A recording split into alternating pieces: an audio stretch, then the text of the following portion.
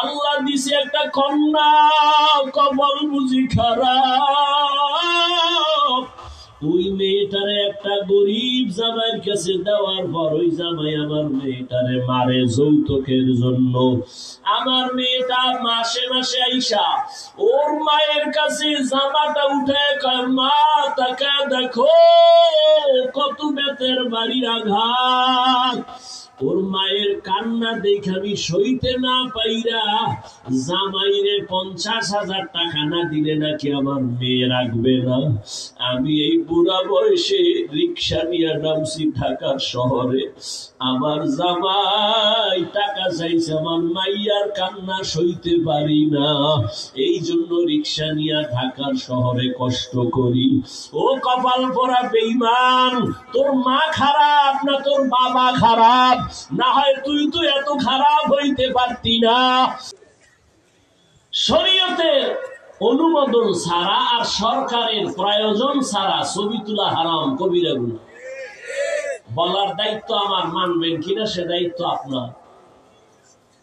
আমার আসামির কাঠগড়ায় আমাকে দাঁড়ায় জবাব দিতে হবে, হাফিজুর রহমান আমি তো সবাইরে সম্মানের জায়গায় বসাই নাই, তোরে আমি আল্লাহ নেয়ামতের কণ্ঠ দিয়েছিলাম। সব মানুষ তোর সামনে বৈশা বয়ান শুনছে, কিসের রৌদ্র আর কিসের বৃষ্টি। তুই তো পারতি আমার হক কথাটা উম্মতের বললে ওরা শুনতো না শুনতো সেটা পরে তুই বলো নাই কেন? আমার জবাব আমি টাইপ করে যাইতেছি, তোমার জবাবও তুমি মানবা না না মানবা হিসাব করে যাও। আমি আমার জবাবের কাঠগড়ায় দাঁড়াবার ভয় আমি বলে যাই বাবা। তবে মোহাব্বত লাগায় বলি, একটু গালিও দেওয়ার চিন্তাও করি না রে বাবা। তোমরা আমাদের কি পরিমাণ গালি দাও, কি পরিমাণ ফেসবুকে আমাদের বিরোধিতা করো সব জানি, এরপরেও একটা গালিও দেই না, জবাবও দেই না। ও যুবক, সারা বছর গাধার মতো সারা দেশে দৌড়াই। এই দৌড়ানোটা ফজরের পরে বয়ান, জোহরের পরে বয়ান, আসরের পরে বয়ান, মাগরিবের পরে বয়ান, এশার পরে বয়ান। এত কষ্ট করি বাবা, মনে হয় এত নরম হইয়া বয়ান করি, তোমার টাকার কেনা গোলাম আমি। এত নরম ভাবে কথা বলি, আবার দুই একটা কথা একটু উঁচা হয়ে গেল নাকি ফাঁকে ফাঁকে আবার বলি, কষ্ট পাইছেন নি মাফ কইরা দিয়েন। আবার মোনাজাতেও ক্ষমা চাই, ও আল্লাহ দয়া করে মাফ করেন। এত বিনয় হইয়া কেন বুঝাই? একমাত্র আমার আল্লাহর আদালতে জবাব দেওয়ার ভয়। রিজিকের মালিক তো আমার ওয়াজ না। গর্তের পিপিলিকারে খানা দেয় কে? জঙ্গলের প্রাণীর খানা কে দেয়? নদীর মধ্যে হাজারো লাখো মাছ কে খাওয়ায়? সকালবেলা একটা পাখি খোলা আকাশে উড়ে, সন্ধ্যাবেলা নিজের পেট ভইরা বাচ্চার খানা নিয়ে বাসায় হাজির। বলো বাবা, ওই পাখির খানা কে দেয়? ওরে বলো, ওদের দাম বেশি না আমগো দাম বেশি? মাছের মুখে যদি আল্লাহ খানা দিতে পারে, গর্তের পিপিলিকারে যদি আল্লাহ খানা বাসায় দিতে পারে, জঙ্গলের প্রাণীদের যদি আল্লাহ খানা পৌঁছাইয়া দিতে পারে, আল্লাহ তো আমগো এত আদর করেন, আল্লাহ তো আমগো ঘরে খানা দিতেই পারতেন। এরপরও কেন পাই না? কেন খানায় কষ্ট পাই? এর একমাত্র কারণ আমরা আল্লাহর গোলামি বাদ দিয়া দুনিয়ার গোলাম হয়ে গেছি। আল্লাহর গোলাম যারা, ঠিকই আল্লাহ এখনো তাদের রিজিক পৌঁছায় দেয়, চোখে আঙ্গুল দিয়া আল্লাহ দেখায় নাই, খবর নাই তোমার। ওই করোনার কথা ভুইলা যাস না রে যুবক। স্কুল বন্ধ, কলেজ বন্ধ, চাকরি বন্ধ, ব্যবসা বন্ধ, ফ্যাক্টরি বন্ধ, নদী পথের সব যানবাহন বন্ধ, সব ট্রাক বন্ধ, গাড়ি বন্ধ, ফ্যাক্টরি সব বন্ধ। একবারও কি খেয়াল করছো নি আল্লাহ কোরআনের একটা মাদ্রাসাও বন্ধ হয় না? gal tawakkul mi kuni har subh sham mera sana driste tu azla maqam juzba haqchi ze makhaz insuja fazle ua maste dar jumla jaha কষ্ট হইতেছে কষ্ট আমার তোমরা ঠান্ডা বইয়ে রইছো এক রাতের কষ্ট সামান্য আর আমার তো 12 মাস 24 ঘন্টায় ঘুমাইছি 2.5 ঘন্টা ঠিক মতো ডাক্তারি ফর্মুলায় 6 ঘন্টা না ঘুমাইলেও কথা চলার ব্যালেন্স থাকে না দৌড় আর দৌড় একটু বইয়ে হুনবা এখানে তো বাধ্য না যে এখান থেকে সব মুসলমানের নতুন করে পাগড়ি মাথায় দিয়ে বাসায় যাইতে এত টেনশন কেন একটু শুনবা এ কপালটাও নাই আল্লাহ সবাইকে কবুল করে ভাইরা আমার আল্লাহ পাক রব্বুল আলামিন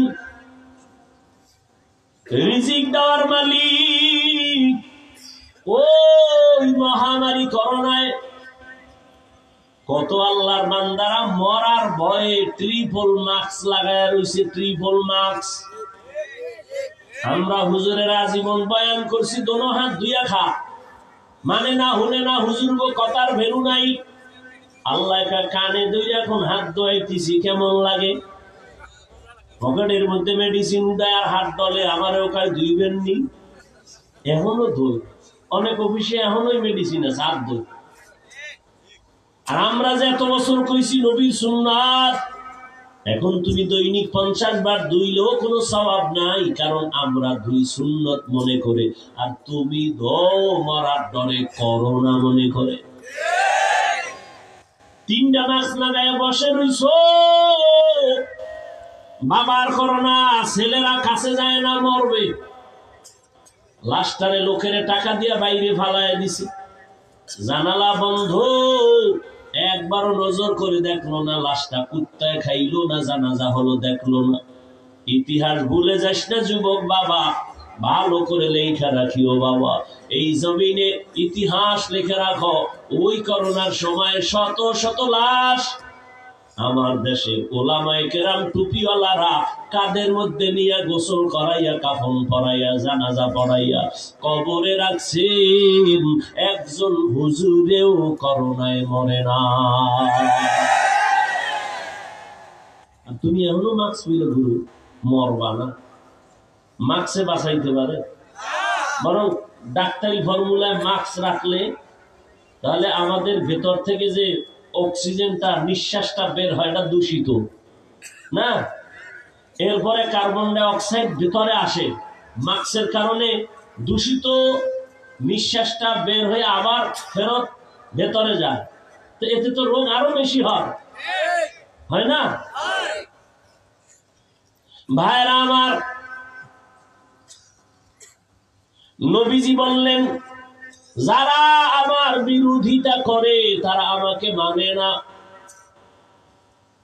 এবার একটু খেয়াল করেন আমি বলছিলাম এই কথার দ্বারা প্রমাণ হয়ে গেল যারা রাসূলের আদর্শ মতো চলে না তারা দুই দল একদল আগ্রহী আর একদল বিদ্রোহী একদল দরদি আর একদল বিরোধী যেমন কথার কথা পেছ লাগাইয়েন না আমি একটা বাম দিকের যুবকের জিজ্ঞাসা করলাম এই যুবক নবীর আদর্শে নামাজ পড়ো না কেন খেয়াল করেন যুবক কয় হুজুর নামাজ পড়ার দরকার পারি না চেষ্টা করে একটু দোয়া করেন ইনশাআল্লাহ চেষ্টা জবাব দাও তো যুবক বাবা কি বুঝলা ওর কথা ও কি বিদ্রোহী না আগ্রহী আচ্ছা ডান দিক থেকে দিয়ে আরেকবার একজনের জিজ্ঞাসা করলাম এরে যুবক নবীর আদর্শে নামাজ কেন পড়ো না আমার কথাটা শেষ হওয়ার আগেই বিদ্যুতের মতো আঘাত না পড়লে অসুবিধা কি নামাজের মধ্যেই কি ইসলাম টুপি না পড়লে অসুবিধা কি টুপির মধ্যেই কি ইসলাম যুবক বাবা বলো এই যুবকের কথার দ্বারা কি বুঝলা আগ্রহী না বিদ্রোহী বিদ্রোহী। নবীর আদর্শ মানার বেলায় বিদ্রোহীর এক নাম হলো বেঈমান। এখান থেকে অনেক বড় একটা উপদেশ নিও। একজনে দাড়ি রাখে না, তাকে গালি দেওয়া যাবে না। আগে বুঝতে হবে সে কি আগ্রহী না বিদ্রোহী। যে দাড়ি রাখে না গালি দেওয়া যাবে না, আর একজনের দাড়ি পছন্দ করে না, তাকে ছাড় দেওয়া যাবে না। ব্যবধান আছে না? একজনে নামাজ পড়ে না, তাকে গালি দেওয়া, আর একজনে নামাজ পছন্দ করে না, তাকে ছাড় দেওয়া। কারণ যে বিদ্রোহী সে বেঈমান। বিদ্রোহী মানে কি? বেঈমান। অতএব যে নামাজ পড়ে না তারে বলা যাবে না তুমি জাহান্নামী। কারণ আগে বুঝতে হবে যেই লোকটা আগ্রহী না বিদ্রোহী। আগ্রহী হলে মুমিন হেদায়াতের দরজা পাবে, আর বিদ্রোহীর কপালে হেদায়াত আসবে না। হাদিস নিয়ে কিছু কথা বললাম, শেষ। এবার আল-আসরের সূরা নিয়ে কিছু কথা। ধৈর্য হবে তো ইনশাআল্লাহ। এখান থেকে বের হইলেই কিন্তু গুনাহ স্টার্ট হয়ে যাবে। চোখের গুনাহ, কানের গুনাহ, সব গুনাহ স্টার্ট হবে। আর এখানে যতক্ষণ আছেন অনবরত আমল নামায় সওয়াব লেখা হবে। আল্লাহ সবাইকে কবুল করুন। আমার কলিজার যুবক বাবারা, বিদ্যু বাবাজিরা, পর্দার আড়ালের মা বোনেরা, আল্লাহ পাক ওয়াল আসরে সূরাটার শুরুতে শফাত করলেন, আসরের শফাত। আল্লাহ শফাত কেন করছেন? কোরআনের আরো অনেক জায়গায় আল্লাহ কসম করলেন। আমরাও মাঝে মাঝে কসম করি। কেন? বললাম ভাই আমার কথাটা এমনই, আপনি বললেন মানি না, বললাম কসম, হ্যাঁ মানি। তার মানে আমরা যে কসম করি সন্দেহ দূর করার জন্য। এখন কি বলবেন, আল্লাহর কোরআনে কোনো সন্দেহ আছে? তাহলে আল্লাহ কেন কসম খাইলেন? শুধু এখানে না, অনেক জায়গায় অত্তিন, অজাইতুন, অতুরি সিনিন, ওয়াহাদাল বালাদিল আমিন, ওয়াসসামাই যাতিল বুরুজ, ওয়াল ইয়াউমিল মাউউদ, ওয়াশাহিদিন ওয়া মাশহুদ, ওয়াদ-দুহা ওয়াল লাইলি ইযা সাজা, মা ওয়াদ্দা'আকা রাব্বুকা ওয়া মা ক্বালা, والشمس وضحاها والقمر إذا تلاها والنهار إذا جلاها والليل إذا يغشاها لا أقسم بيوم القيامة ولا أقسم بالنفس اللوامة। আসমানের কসম, সূর্যের কসম, রাতের কসম, রাতের অন্ধকারের কসম, দিনের কসম, চাঁদের কসম, জৈতুনের কসম, তিনের কসম, তুর সিনার কসম, তুর পর্বতের কসম, নিরাপদ শহর মক্কা নগরীর কসম। আল্লাহ বার কেন কসম খাইলেন? আল্লাহ কেন কসম খাইলেন? অনেক জবাবের নির্যাস। আল্লাহর কথা সব সত্য, আগেও সত্য, পরেও সত্য, তুমি মানলেও সত্য, না মানলেও কোনো সন্দেহ নাই। থাকলে বের করে দাও। কোরআনে একটা ভুল পারলে এখন যদি বের করে দাও, আমি এখন দাড়ি কেটে ফেলবো, নামাজ বাদ দিয়া প্যান্ট শার্টটাই পরে রাস্তায় নাচ গান করবো। পারবে কেউ? ১,৫০০ বছর পর্যন্ত কেউ পারে নাই, কিয়ামত পর্যন্ত কেউ পারবেও। এই কালামে জিন্দা কুরআনে হাকিম, মতে উলায় জালাসতু কাদিম। আল্লাহর কালামে সন্দেহ নেই, তো কসম করলেন কেন? সব কথা গুরুত্বপূর্ণ, তবে কসমের কথাটা আরো গুরুত্ব বুঝাবার জন্য। দ্বিতীয় জবাব, কসম যেই জিনিসের উপরে আল্লাহ করছেন ওই জিনিসটা বড় দামি বুঝাবার জন্য। যেমন আসরের কসম খাইলেন, আসর বড় দামি একটা সম্পদ। তিনের কসম খাইলেন, তিন একটা দামি ফল। জৈতুন তেল একটা দামি, মক্কা নগরী দামি একটা ঘর। এজন্য আল্লাহ মক্কার কসম করেছেন। আসর একটা দামি সম্পদ, এই জন্য আসরের শপথ করলেন।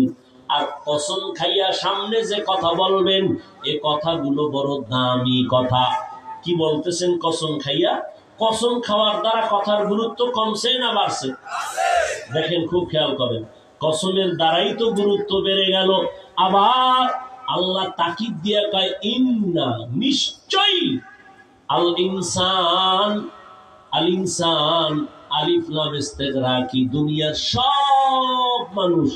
আবার লাম তাকিদ লাফি খুসর, অবশ্যই জাহান্নামী, ক্ষতিগ্রস্ত, ধ্বংস। দেখেন, একটা কথা বলছে মানুষ সব ক্ষতিগ্রস্ত, এইটা বলার আগে খাইলেন কসম, আবার দুইটা তাকিদ দিলেন নিশ্চয়ই, অবশ্যই। তাহলে কথাটার গুরুত্ব কম না বেশি? অনেক বেশি। এবার বাড়ি যাও। কেন?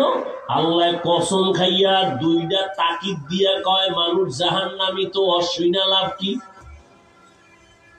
নামাজ পড়ে লাভ কি? আল্লাহ কসম খাইয়া কইছে সব মানুষ জাহান্নামে যাবে। আল-আসর সূরার অর্থ হইতে এটা ইন্নাল ইনসানা লাফি খুসর, সব মানুষ জাহান্নামে যাবে, কসম, আসরের কসম, অবশ্যই, নিশ্চয়ই। তাহলে অসুইনা লাভ আছে? না রে পাগলা, আমি কিন্তু নামের ব্রেক লাগাই দিছি। কিন্তু সব মানুষ জাহান্নামে যাবে, কসম খায় বললাম, সব মানুষ জাহান্নামে যাবে, অবশ্যই, নিশ্চয়ই। কিন্তু 4 গুণওয়ালা মানুষ জাহান্নামে যাবে না। কিন্তু আছে না নাই? কিন্তু না শুইনা বাসায় গিয়া ফ্যাস লাগাই ফেলাইলে উপায় কি? এক হুজুরে ওয়াজ করতেছে গরু দিয়া কোরবানি জায়েজ নাই, কিন্তু হলে না, হে ওই রাস্তা দিয়ে যাইতে যাইতে দেখো অমুক ইমামে ওয়াজ করছে গরু দিয়া কোরবানি জায়েজ নেই। কোন গরু? এটা আর হলে নাই। পাগল, আস্তা পাগল। কয় ভাই দাওয়াত, আলহামদুলিল্লাহ। আমনের বাড়ি, কয় নাউজুবিল্লাহ।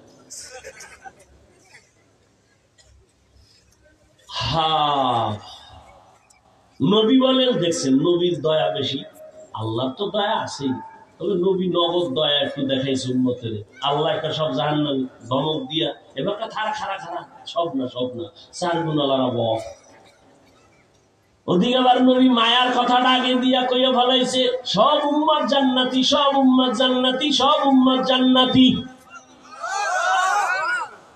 নবী কইছে সব উম্মত জান্নাতি, তার টেনশন কি? বিড়ি ঠেললে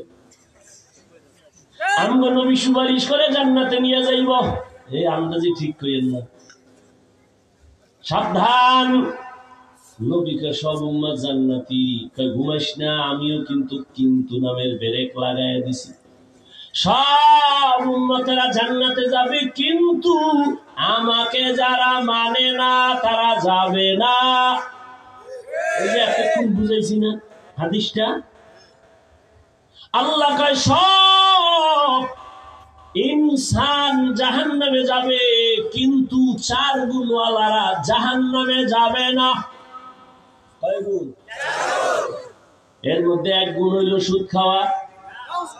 হ্যাঁ, আল্লাহ কয় 1 নম্বর গুণের নাম ঈমান, দ্বিতীয় গুণের নাম নেক আমল। কয়টা হইল? খেয়াল করেন, এই যে 2টা গুণ, ঈমান আর এই 2 গুণ হলো আল্লাহর হক। কার হক? আল-আসর সূরায় বুঝা যায় না একটু অল্প কথা। জান্নাত পাইতে হলে তোমার 4টা গুণ লাগবে। প্রথম গুণ ঈমান, দ্বিতীয় গুণ নেক আমল, এই 2 গুণ হলো আল্লাহর হক। যারা ঈমান আনছেন, আমলও করেন, মাত্র আল্লাহর হক আদায় করলেন। কিন্তু আরো 2টা গুণ আছে না? ওই 2টা গুণ বান্দার হক। সেটা কি? এবার বাকি 2 গুণের প্রথম হলো, যেটা 3 হবে 4 হবে, ঈমান আমলের দাওয়াত, অন্যকে দেওয়া। আমি ঈমান আনছি, আমল করি, হবে না, অন্যকে দাওয়াত দেওয়া লাগবে। আমি নামাজ পড়ি, অন্যকেও দাওয়াত দেওয়া লাগবে। আমি জিকির করি, অন্যকেও দাওয়াত দেওয়া লাগবে। এটা হলো 3 নাম্বার। 4 নাম্বার, যারা ঈমান আমলের বিরোধিতা করে তাদের বাধা দাও, দিতে গেলে মুসিবত আসবে, ধৈর্য ধারণ করো। তাহলে ওই যে কথা আছে সৎ কাজের আদেশ অসৎ পথে এই 2 গুণ। আল-আসর সূরায় আপনাকে চ্যালেঞ্জ দিয়ে বুঝাইলো যে শুধু ঈমান আনছেন আমল করছেন জান্নাত হবে না, আরো 2 গুণ আপনার আছে। অন্যকে দাওয়াত দাও, সৎ কাজের আদেশ দাও, অসৎ কাজে বাধা দাও। এখন আপনি কি বাকি 2 গুণ আদায় করছেননি? যদি না করেন তো জান্নাত রেডি নাই আপনার জন্য। আপনি শুধু আল্লাহর হক আদায় করছেন।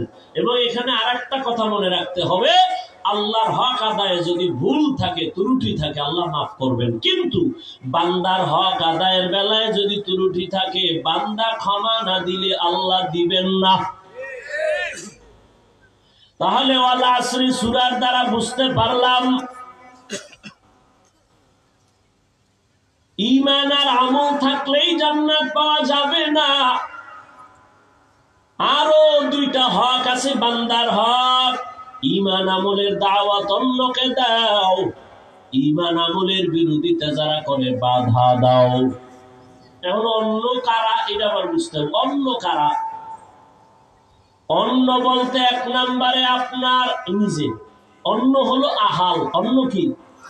যেমন আল্লাহ বলেন ইয়া আইয়ুহাল্লাযীনা আমানু কু আনফুসাকুম ওয়া আহলিকুম নারা وقودها الناس والحجارة عليها ملائكة غلاظ شداد لا يعصون الله ما أمرهم ويفعلون ما يؤمرون।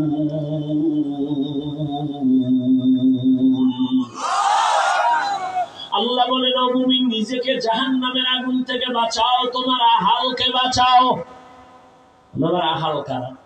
এই মা বাবা, সন্তান আপনার আহাল, ও স্বামী স্ত্রী আপনার আহাল। আপনিও জাহান্নাম থেকে বাঁচেন, আপনার স্ত্রীকেও বাঁচান। আব্বা আম্মাও জাহান্নাম থেকে বাঁচবেন, আপনার সন্তানদেরকেও বাঁচাবেন। আগে নিজে না, আগে আহাল। আগে নিজেও জাহান্নাম থেকে বাঁচবেন, আহালকে বাঁচাবেন।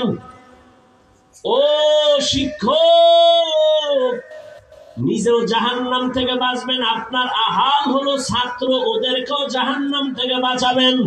মসজিদের ইমাম খতিব, আপনার আহাল হলো মুসল্লি, আপনিও জাহান্নামের আগুন থেকে বাঁচেন। আবার আহাল মুসল্লিদেরকেও বাঁচান। সন্তানদের জাহান্নাম থেকে যদি না বাঁচান, কিয়ামতের দিন আপনি যত বড় আমল নিয়ে দাঁড়ান, সন্তানের মামলায় আপনি আটকাইয়া যাবেন। কিয়ামতের দিন প্রত্যেক সন্তান মা বাবার বিরুদ্ধে আল্লাহর আদালতে মামলা করবে। কোরআনের আয়াত সূরা আহজাব ৬৭ নম্বর আয়াত। আল্লাহ বলবে, এই যুবক, নামাজ পড়ছো পড়ি নাই, রোজা রাখছো রাখি নাই কেন? এবার সন্তান মামলা পেশ করে, রব্বানা ইন্না আতা'না সাদাতানা ওয়া কুবারানা ফাআদাল্লুনাস সাবিলা। ও আল্লাহ, আমি বেনামাজি হই নাই, আমার মা বাবা বেনামাজি বানাইছে। আমি রোজা রাখার থেকে ফিরি নাই, আমার মা বাবা কোনোদিন আমারে নামাজ পড়তে বলে নাই। আরে ফজরের নামাজ, গাছ ভালো হলে ফল ভালো। জীবনে আমার আব্বা জীবনে এই অল্প বয়সের মধ্যে দুনিয়াতে আসার থেকে কোনোদিন আমার আব্বা ফুল প্যান্ট দূরের কথা হাফ প্যান্টও পরেন নাই। ল্যাংটার জীবন যাওয়ার পরে পায়জামা পরেছি, লুঙ্গি পরেছি। নামাজ না পড়লে ওই বেলার খানা আমার বন্ধ। মা খানা দিতে গেলে মাকে ধমকায়া প্লেট ছড়াই দিতেন না খানা। আমার বাবাই বলতেন, জান্নাতের পথে চালাবো, থাকলে থাক, না হয় অন্যদিকে যা, তোর মতো ছেলে আমার দরকার নাই। কারণ কিয়ামতের দিন ছেলের কারণে আমি জাহান্নামে যাব, এটা হবে না।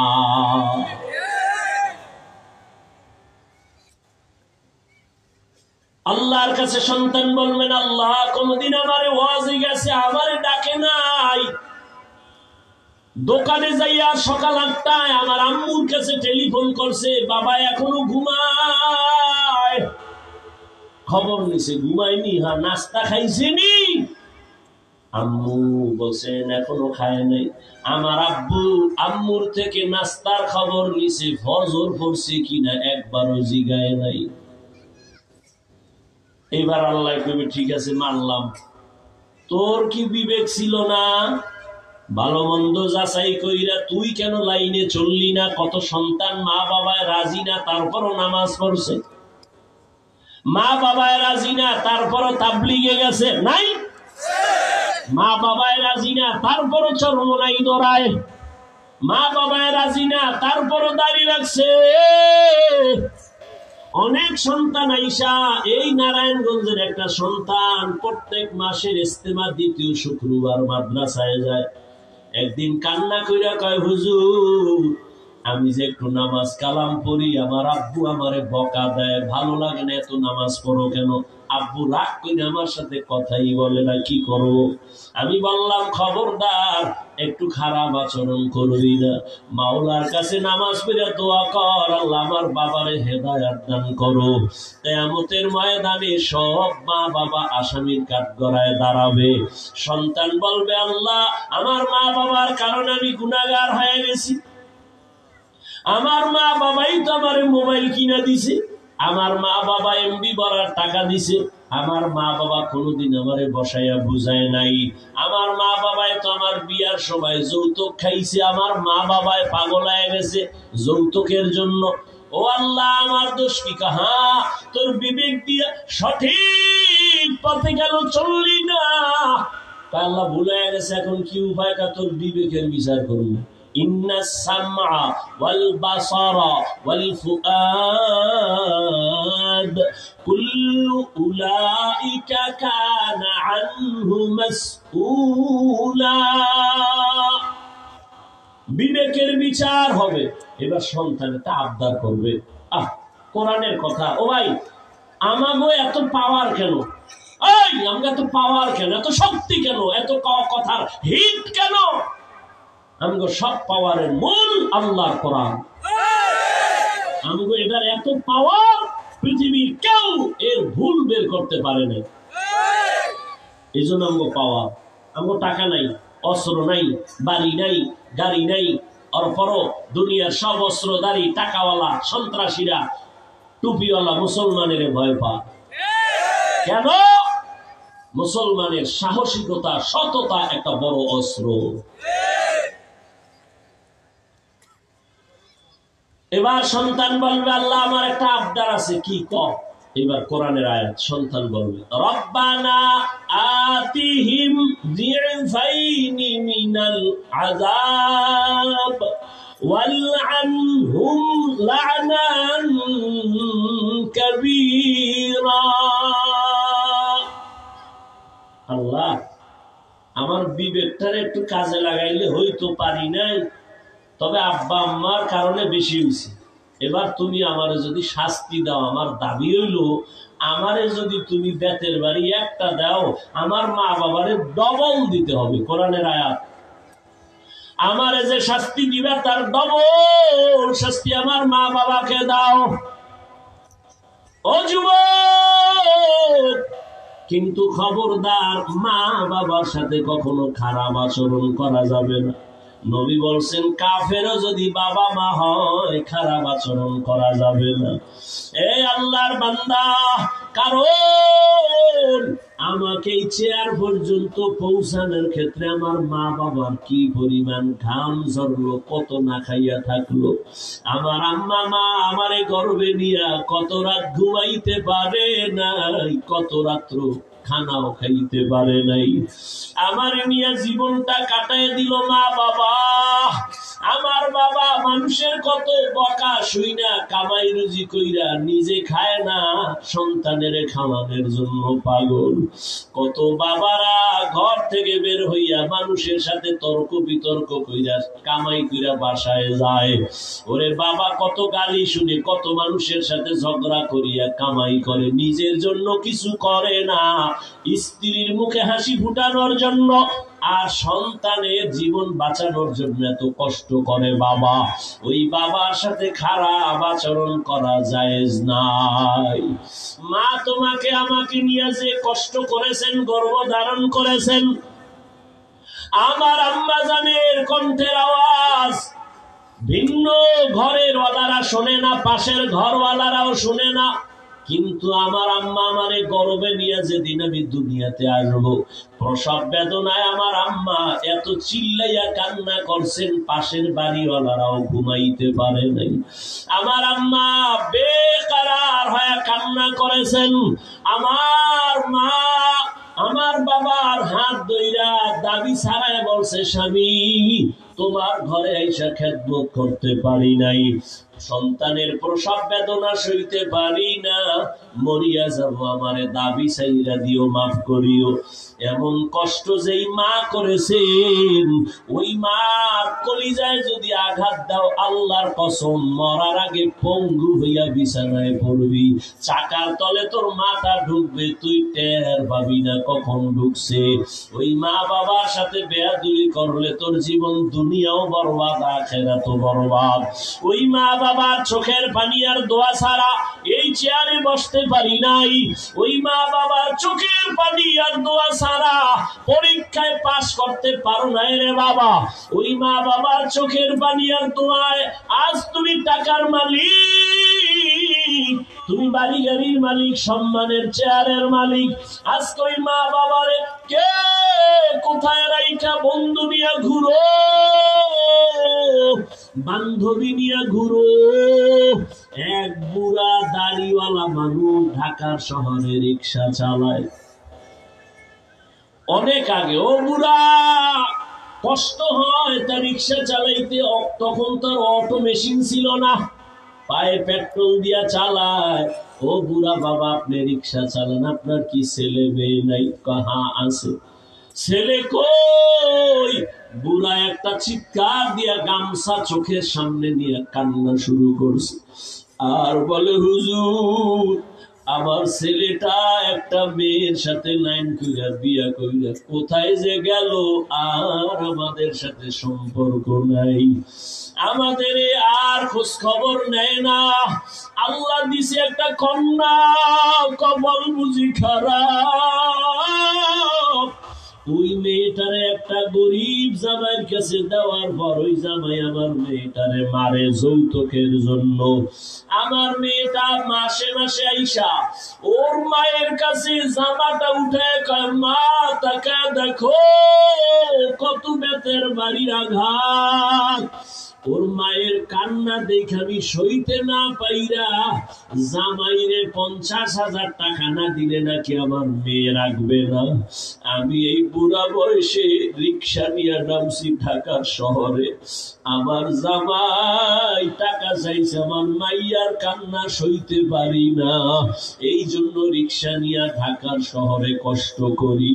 ও কপাল পরা বেঈমান, তোর মা খারাপ না তোর বাবা খারাপ? না হয় তুই তো এত খারাপ হইতে পারতি না। একটা দাড়িওয়ালা শ্বশুর শাশুড়ির কষ্ট দাও, তোর কপালে জীবনে শান্তি নাই রে বাবা। তুই মরবি, তাড়াতাড়ি মরবি না, কষ্ট পাইয়া ধুকে ধুকে মরবি। এমনি তো যৌতুক হারাম, আল্লাহর আইনেও হারাম, দুনিয়ার আইনেও হারাম, দুনিয়ার সরকারের আইনও হারাম। আবার শ্বশুর শাশুড়ির চোখের পানি তোমার জন্য অভিশাপ, তোমার কপালে দুঃখ নেমে আসবে। ও আল্লাহর গোলাম, এমন সন্তান হইও না রে বাবা যে বরদোয়া নিয়ে তুমি অ্যাক্সিডেন্ট হয়ে রাস্তায় পড়ে থাকবা, লাশটা নেওয়ার কোনো মানুষ থাকবে না। ও যুবক বাবারা, এত বুঝাইতেছি তোমাদের, আমিও তো তোমার মতো একটা যুবক, আমি যে এতক্ষণ কষ্ট করে তোমাদের বয়ান করি, একবারও তো বলি নাই আমি 5 কল্লি মাথায় দিছি, তোমরাও যদি না দাও তোমরা ধ্বংস, একবারও বলি নাই। আমি কওমি মাদ্রাসার সন্তান, তোমরা স্কুল কলেজ বাদ দিয়া মাদ্রাসায় যাও, না হয় ধ্বংস, বলি নাই। আমি তাবলীগের সন্তান, আমি পীরের মুরিদ, তুমি যদি তাবলীগে না যাও, পীরের কাছে না যাও, গোমরাহ হয়ে যাবা, ধ্বংস হয়ে যাবা। একবারও কিন্তু বলি নাই স্কুল ছাইরা মাথায় টুপি আর পাগড়ি লাগাও আমগো মতো হুজুর হইয়া যাও, বলি নাই। বরং আমি কি বলি শোন, ও যুবক বাবারা, স্কুলে পড়ো, কলেজে পড়ো, চাকরি করো, ব্যবসা করো, অন্তর হইরা দোয়া করি আলহামদুলিল্লাহ, আল্লাহর কাছে দোয়া করি, তোমার কাছেও আমি একথা আবদার জানাই, স্কুল ছাইরো না, কলেজ ছাইরো না, লেখাপড়া ছাড়িও না। ডাক্তার হও, ইঞ্জিনিয়ার হও, প্রফেসর হও, একজন ডাক্তার, একজন ব্যবসায়ী হও, একজন তুমি চাকুরিজীবী হও, তবে আমার দাবি একটা, সামান্য বেয়াদব হইও না রে বাবা। তোমার আচরণে কোনোদিন যেন মা বাবা কষ্ট না পায়, তোমার ব্যবহারে যেন কখনো উস্তাদ শিক্ষকেরা কষ্ট না পায়, তোমার ব্যবহারে কোনোদিন যেন উলামায়ে কেরাম কষ্ট না পায়। যদি মা বাবার দোয়া নিয়া, শিক্ষকের দোয়া নিয়া, উলামায়ে কেরামের দোয়া নিয়া ডাক্তার হইতে পারো, দেখবা মইরা গেল তোমার নামে সুনামের ইতিহাস লেখা হবে। তুমি যদি দোয়া নিয়া প্রফেসর হও, তোমার জীবনটা ধন্য, শুধু বাংলাদেশ না বিদেশেও তোমাকে সম্মানের সাথে নিয়ে যাবে। ও আল্লাহর বান্দা, এই রকম ডাক্তার যদি হতে চাও, তুমি একজন মা বাবার সুসন্তান হইয়া দোয়া নিও। মা বাবার বরদোয়া যদি নিয়ে, শিক্ষকের বরদোয়া নিয়ে যদি ডাক্তার হও, ডাক্তার হইয়াও তোর কপালে শান্তি নাই, তাসলিমার মতো জুতা খাইয়া পালানো লাগবে। আদর্শবান ডাক্তার হও, আদর্শবান ইঞ্জিনিয়ার হও, আদর্শবান একজন প্রফেসর হও, ব্যবসায়ী হও, চাকরিজীবী হও, মানুষের বরদোয়া নিও না রে যুবক। আল্লাহর মোহাব্বত নিয়া ডাক্তারি পড়লে কি জান্নাত পাওয়ার পথ নাই? আচ্ছা বলো তো, তুমি সত্য কথাটা বলো, তোমার মতো যুবক জীবনে মাদ্রাসায় পড়ে নাই, আলিফ বা তাও শিখে নাই, এমন যুবক স্কুল কলেজে পড়ে 5 বেলার নামাজ পড়ে আসেনি? বাস, আর ওয়াজের দরকার নেই, এই ওয়াজ শেষ। এবার তুমি বাসায় যাইয়া দরওয়াজা জানালা বন্ধ কইরা পায়ের জুতাটা খুললা কপালে বাড়ি মারবা, কেউ যেন না দেখে, আর কপালে বুঝাবে এই পড়া কপাইল্লা, তোর কপালে তো খারাপ কেন, কার অভিশাপ লাগাইছো? তোর মতো যুবক স্কুলে বইলে নামাজ পড়ে, কলেজে পড়ে নামাজ পড়ে, তুই পারো না কেন কপাল পড়া? তোমারে তো আমি হুজুর হইতে বলি নাই, তুমি স্কুলে পড়ো, কলেজে পড়ো, চাকরি করো, ব্যবসা করো, তোমার মতো যুবক রাস্তায় গাড়ি চালায়, 5 বেলার নামাজ পড়ে, বলো তুমি কেন পারো না রে বাবা? 2টা পাও ধরলে পড়বা, বলো তাহলে আমি নিচে নাই মাসি পাও ধরি। ও বাবা, তুমি আমার যে কোনো উপকার হবে তাও না, আমি তোমার পাও ধরলে যদি তুমি দাঁড়িয়ে রাখো, নামাজ পড়ো, আমার জীবনটা বড়, আল্লাহর নবীর কাছে আমি বলতে পারো, আল্লাহ তোমার একটা উম্মতের পাও ধরে নামাজি বানাইছি, আমার নবী তখন সুপারিশের দরজায় আমাকে ফালাইয়া দিবে না, আমার নবী বলবে আয় আয়, কঠিন সময় আমি তোরে না নিয়ে জান্নাতে যাব না। ও আল্লাহর বান্দার, এখানে কোনো গোপন কথা না, নগদ কথা। তোমরা যারা নবীর আদর্শ মানো না, বলো তোমরা কত উঁচু সম্মানে আছো, আর আমরা যারা নবীর আদর্শ মেনে চলি, বলো আমরা কত নিচু স্থানে আছি। নিচে ওই এক দল গেছে হারাইয়া, কয় সব হারাইলাম, আর এক দল কান্দে এখনো কেন পাইলাম না। আর যারা নবীর আদর্শ মাইনা চলে, নবীর আদর্শ নিয়া হুজুর, এগো আগেও যেমন এখনো তেমন, ভবিষ্যতেও তেমন কোন চিন্তা। চেয়ারম্যানের চেয়ারের মেয়াদ শেষ, আমগো হুজুর গো চেয়ারের তো কোনো মেয়াদি নাই, আবার শেষ কিসের? এ সম্মান কে দিছে? টাকা দিয়ে সম্মান কিনলে একবার ফুলের মালা, পরে জুতার মালা। আর আমার মাওলার দেওয়া সম্মান অনেক বড়, দুনিয়া তো বাদশা, পরকালও বাদশা। আওয়ামী লীগ করে, বিএনপি করে, আলেম ওলামাদের সম্পর্ক মহব্বতের বন্ধু নাই? এরা দুনিয়া যদি গজব লাইগা যায়, আলেমেরা সম্মানে থাকলে তারাও সম্মানে থাকবে। বহু আল্লাহর বান্দা আছে আলেম ওলামাদের সম্পর্ক রাইখা নামাজ পড়ে, মাদ্রাসায় দান করে, মসজিদে দান করে, নামাজ পড়ে, যত বিপদ আছে কিন্তু ওই বান্দার বিপদ নাই। শুধু উলামায়ে কেরামের সাথে মুহাব্বত, কোরআনের সাথে মুহাব্বত, ব্যবসাও চলে, চাকরিও চলে, দান সদকাও চলে, কোনো টেনশন নাই। এরে আল্লাহর গোলাম, ও যুবক, তোমার মতো যুবক র্যাব, আর্মি, পুলিশ, বিডিআর, চাকরিজীবী, professor, doctor, engineer, OC, DC SP, 5 ওয়াক্ত নামাজি, অভাব নাই। বলো তুমি কেন পারো না? তোমার মতো যুবক নদীর মধ্যে মাছ ধরে, নামাজ ছাড়ে না, বলো বাবা, বিবেকটারে জিজ্ঞাসা করো তুমি কেন পারো না? কুকুর শুয়ারের আল্লাহ বিবেক দেয় না ভালো মন্দ যাচাই করার জন্য। আল্লাহ মানুষকে দিছেন, তুমি কেন পারবা না রে বাবা?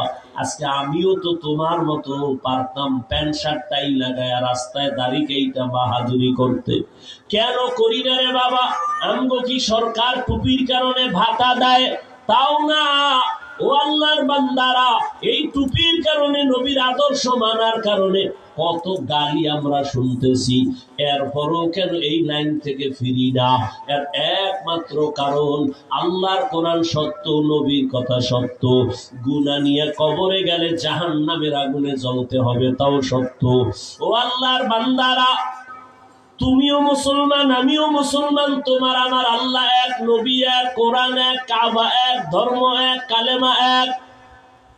দুনিয়াতে আসছি, যাব তাও এক, কাফন হবে 3টা, কালার হবে এক, কবরের সাইজও এক, কবরে 3টা প্রশ্ন হবে তাও এক। রবের পরিচয় দাও, ধর্মের পরিচয় দাও, রাহমাতুল লিল আলামিনের পরিচয় দাও। আমাকেও এই প্রশ্ন, আপনাকেও একই প্রশ্ন। নবী বলেন যারা জবাব দিবে তাদের কবর হবে রওজাতুম মির রিয়াজিল জান্নাহ, আর যারা জবাব দিতে পারবে না তাদের কবর হবে হুফরাতুম মিন হুফারিন নার। কবরের জবাব কে দিতে পারবে? আমরা হুজুরেরা। কয় না না, গ্যারান্টি নাই। আমরা হুজুরেরা দিতে পারবো যদি গ্যারান্টি থাকতো। সাহাবায়ে কেরাম জান্নাতের টিকিট হাতে পাইয়া কান্না করতেন না। আবু বকর জীবন ভর কান্না করলেন, ওমর ফারুক কান্না করলেন, উসমান কান্না করলেন, হযরত আলী কান্না করলেন। জাহান্নামের আযাবের ভয়, আল্লাহর আদালতে দাঁড়াইয়া হিসাব দেওয়ার ভয়। আবু বকর নামাজে কান্না করতেছেন, এমনকি আপনার আমার নবী পর্যন্ত কান্না করে কাটাইলেন। কিয়ামতের ময়দানে আমার উম্মতের হালাত কেমন হবে? ও যুবক বাবারা, ও বৃদ্ধ বাবাজি, ও পর্দার আড়ালের মা বোনেরা, আপনাদের মতো কত বুড়ারা মসজিদে গিয়া নামাজ পড়ে, আপনি কেন পারেন না? ও মা বোনেরা, আপনার মতো কত মা, কত বোন এখনো আছে, পর্দা করে, স্বামীর মাল হেফাজত করে, নামাজ পড়ে, মোবাইলে চরিত্র বিক্রি করে না। ও আম্মা জানেরা কেন পারেন না? এখনো সময় আছে, তওবা করেন, আর স্বামীর মাল হেফাজত করেন, পর্দা রক্ষা করে নামাজ পড়েন, আর সন্তানটাকে আদর্শ সন্তান বানায় যান। দুনিয়াও ধন্য, আপনি আখিরাতেও ধন্য হবেন। আল্লাহর কাছে যুবক বাবারা, গুনাহ তো কম করো নাই, মনে চাইছে নামাজ পড়বা না, পড়ো নাই, মনে চাইছে পার্কে যাবা, দৌড়ায় গেছো, কেউ বাধা দিলেও ফিরো নাই। আর কত? এখনো কি তওবা করবা না রে বাবা? মনটারে শুধু একটা বুঝাও, মান, তোমার মতো যুবক যদি জেনারেল লাইনে থাইকাও নামাজ পড়ে, তুমি আমি কেন পারবো না? এখন থেকে তওবা করে নাও, জীবনে আর নামাজ ছাড়বো না, বেপরদায় চলবো না, দাড়ি কাটবো না, মা বাবার সাথে বেয়াদবি করবো না, উলামায়ে কেরামের দোয়া নিয়া, শিক্ষক মুরব্বীদের দোয়া নিয়া নবীর তরিকা মেনে চলবো। তওবা করার মতো যদি অন্তর তৈরি হয়, অন্তরে যদি কোনো দুর্বলতা, মুনাফিকি না থাকে, যাদের তওবা করার নিয়ত আছে, দুটো হাত আমার আল্লাহকে দেখায়া দাও। আয় আল্লাহ, আমরা তওবার নিয়তে হাত উঠাইলাম। আয় আল্লাহর গুনাহ করব না, নাফরমানি করব না, মা বাবার দোয়া নিয়া, মুরব্বী শিক্ষকের দোয়া নিয়া, উলামায়ে কেরামের পরামর্শ নিয়া নবীর তরিকায় চলবো। আমাদের তওবা কবুল করে নেন, তওবার উপরে মজবুত হইয়া চলার তৌফিক দান করেন, আমিন।